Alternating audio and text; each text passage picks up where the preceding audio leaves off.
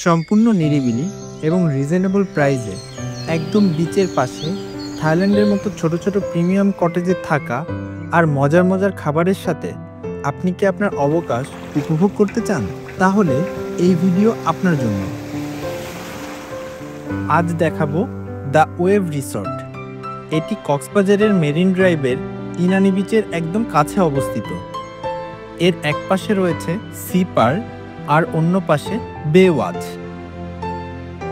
The wave resort মূলত কাপল, family, official ও বড় বড় গ্রুপদের জন্য একটা পারফেক্ট কম্বিনেশন।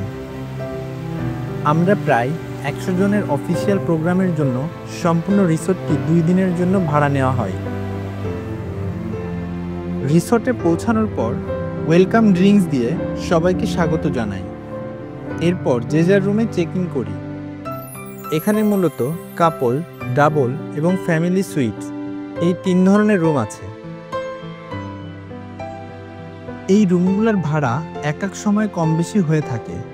এর সকল রকম তথ্য আপনি তাদের ফেসবুক পেজে পেয়ে যাবেন। আর খাবারের জন্য সি ভিউ 3 তলা রেস্টুরেন্ট আছে। নিচতলায় ব্রেকফাস্ট, দ্বিতীয় তলায় বাংলা খাবার এবং উপরের রুফটপে বারবিকিউ ও সি ফুড। এবার খাবারের কথা বলি। সকালে পেয়ে যাবেন কমপ্লিমেন্টারি ব্রেকফাস্ট, যেখানে খিচুড়ি, ডিম, ডাল, পরোটা, ভাজি, সাথে ডেজার্ট, জুস ও চা। এবং দুপুরে ও রাতে আপনি মেনু দেখে ইচ্ছামতো খাবার অর্ডার করতে পারবেন। এছাড়া সন্ধ্যায় বারবিকিউ ও সি ফুড অর্ডার দিতে পারবেন। তবে কক্সবাজারের মেইন সিটির তুলনায় এখানে খাবারের দাম একটু বেশি হলেও খাবারগুলো ফ্রেশ ও সুস্বাদু।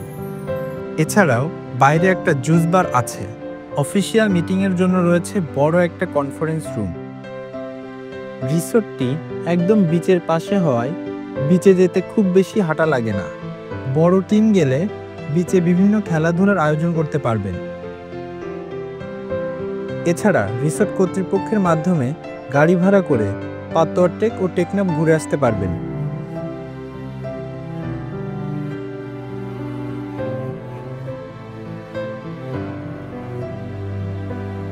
এখানে রাতের পরিবেশ অনেক নিরিবিলি এবং চারিদিকে লাইটিং থাকায় রিসোর্টটি আরও সুন্দর লাগছিল। এদের সিকিউরিটি সিস্টেম ভালো থাকায় আপনি চাইলে রাতে বিচে নিশ্চিন্তে ঘোরাঘুরি করতে পারবেন। এছাড়া কোনো সাংস্কৃতিক অনুষ্ঠান বা অন্য কোনো প্রোগ্রামের জন্য রুফটপে আয়োজন করা হয়। শুধু তাই না, কাপলরা চাইলে এখানে ক্যান্ডেল লাইট ডিনারও করতে পারেন।